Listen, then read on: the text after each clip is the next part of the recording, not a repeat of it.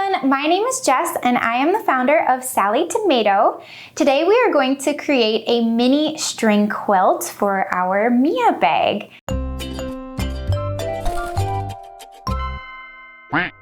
String quilts are scrappy little quilts that are made out of strips. These are generally narrower, longer strips of fabric that are left over from fat quarters or perhaps binding. You can choose to make a block that's either square or rectangle depending on the scrap size that you have or the length of your string scraps. The first step will be to look at your bag pattern. So whether you're making the Mia bag pattern or another bag pattern, you'll want to look at the measurements of the exterior piece or whichever piece that you want quilted to determine your block size. You'll also want to note if there are any templates included in the pattern that you'll have to make sure that those fit on your finished block size. Second, you'll want to determine the layout of your block. So do you want your string scraps to go vertically, horizontally, or perhaps even diagonally? If you choose to create a diagonal design, I recommend to start with your longer string scraps first in the center of your block and sew the pieces together vertically. And as you work towards the outside, your pieces will gradually become smaller. That way you will be able to trim your block to a diagonal square. So let's get started on creating our string quilt Mia bag. Today I'm going to create a block that's large enough to create both the front and also the back pieces of the exterior of the Mia bag. So I will assemble one complete block and cut it in half so I have one piece for the front and one piece for the back. Today, we are going to be creating a mini string quilt for the exterior of our Mia. A string quilt is a scrappy quilt made with string scraps. And string scraps are long and narrow strips of fabric. And these might be that little leftover strip that you cut up after a fat quarter or binding. So I'm going to be using these three fabrics for my Mia bag. And first I'm going to start by pressing some of the hard folds and creases out of the fabric before I cut my string strips.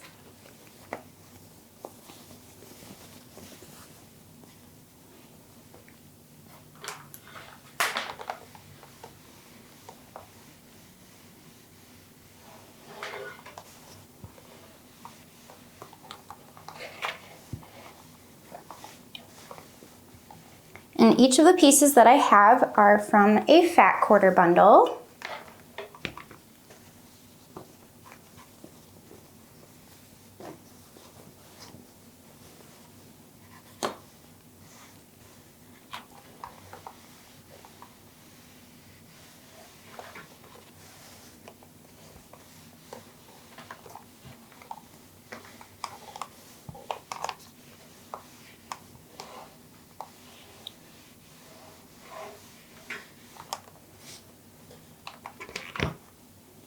And depending on the look that you're going for, when you cut your strips, you can cut them all the same width, or you could cut some narrower and wider for a more artistic, scrappy look. So I'm going to start cutting my strips. For this project, we're going to use a 1/4 inch seam allowance to piece our string quilt block. So I'm going to cut my pieces 1.5 inch wide. So I'm going to start by straightening up this raw edge.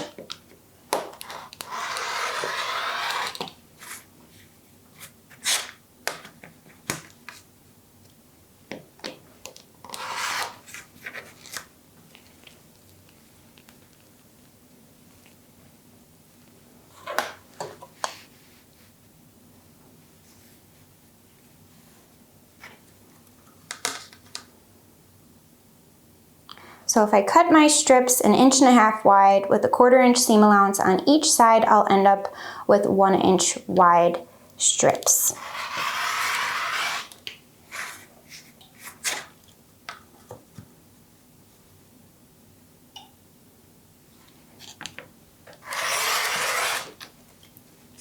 And this is a fairly small bag, so I'm just going to cut 2 strips out of each of my fabrics.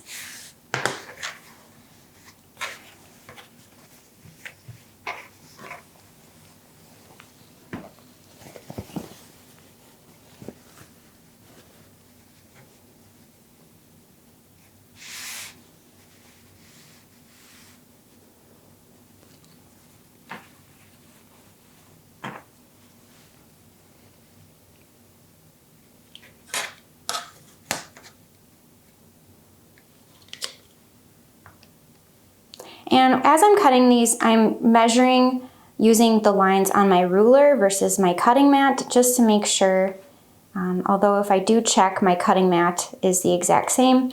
So whichever guide you want to use to do your measuring.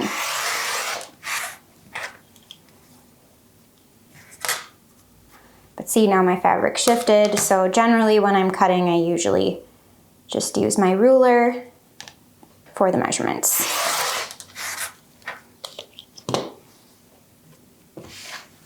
Okay, so we have 2 of those. And our final fabric.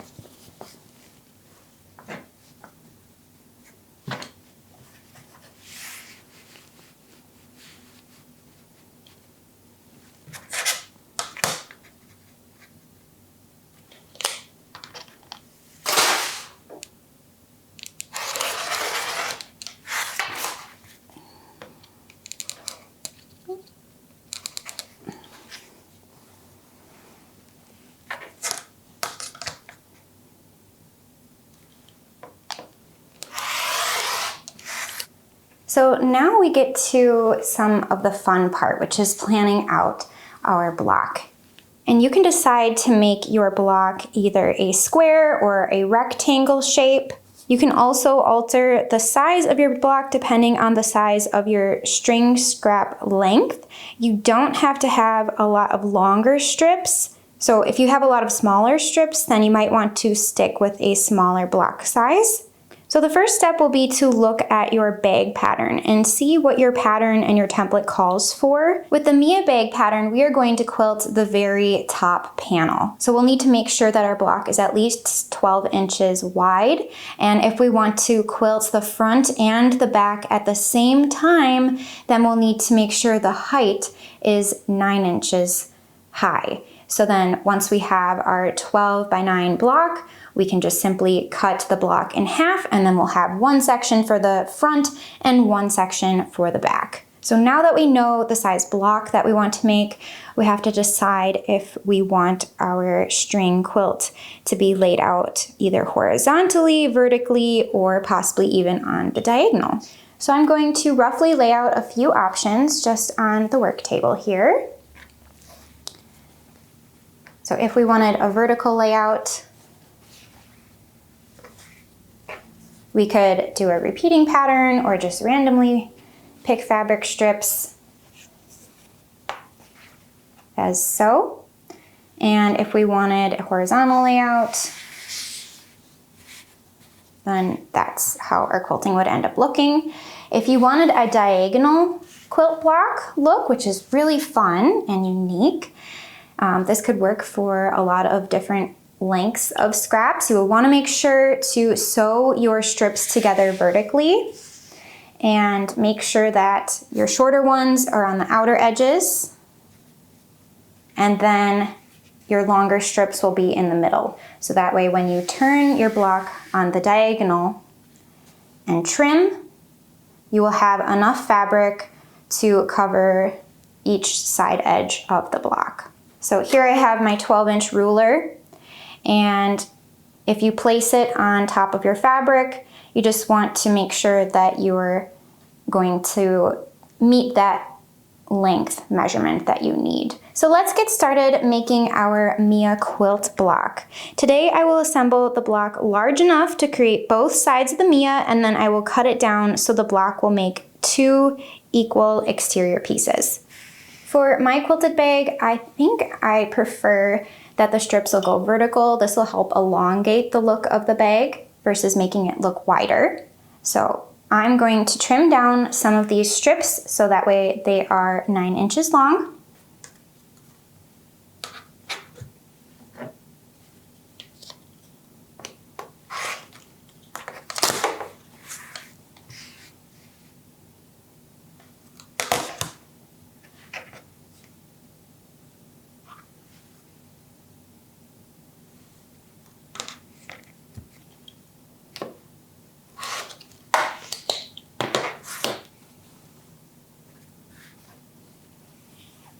And to speed up the process a little bit, I'm going to stack a few strips.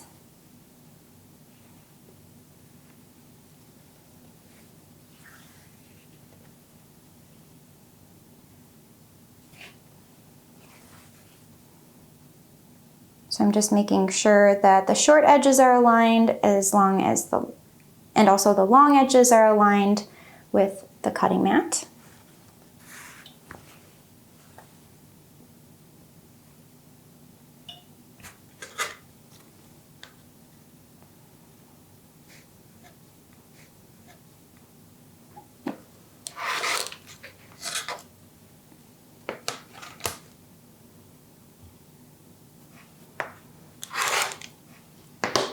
So I'm going to lay out several pieces.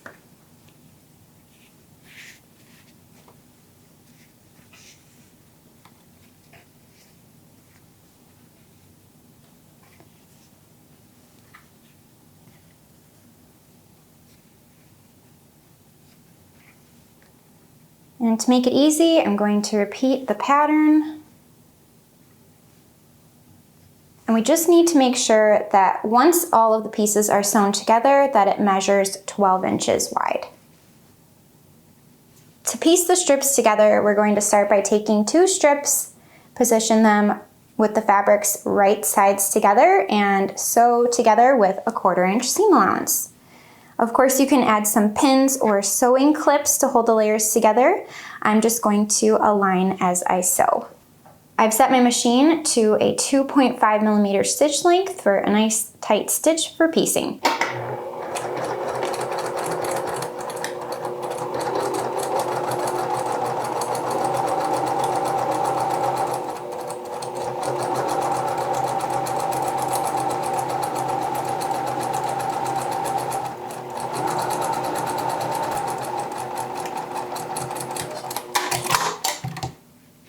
Next, we'll want to press the seam allowance open.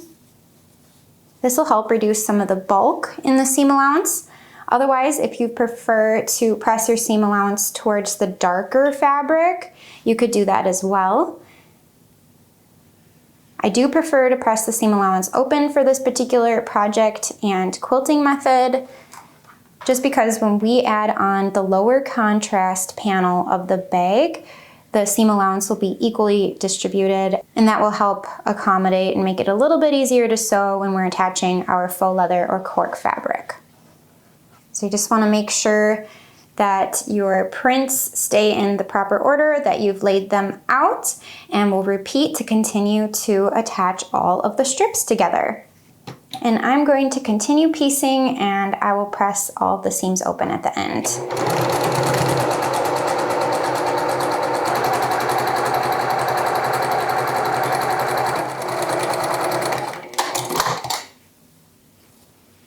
Okay, now time to press.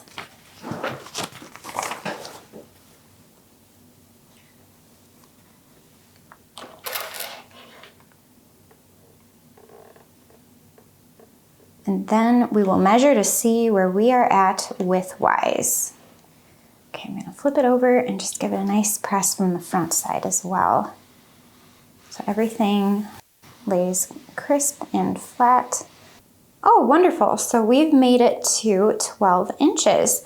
So I will need to trim up the pieces a little bit. So once your block is assembled, you will want to add interfacing to your block to provide some additional structure and ensure that you have no thread or fabric fraying issues. We recommend Pellon SF101 or Bosal Fashion Fuse, or any other lightweight fusible interfacing works perfect for this project. But once it's fused, I'm going to position my block on my cutting mat, then take my ruler and rotary cutter, align the ruler along the center of the block, and I can cut it into 2. So now I have my exterior front and back panel prepared for my project.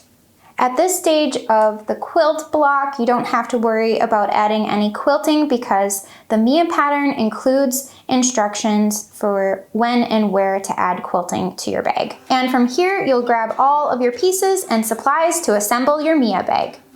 I hope you enjoyed learning how to prep your project to make a quilted inspired bag. For the Mia assembly tutorial, we've added the final construction steps at the end of this video.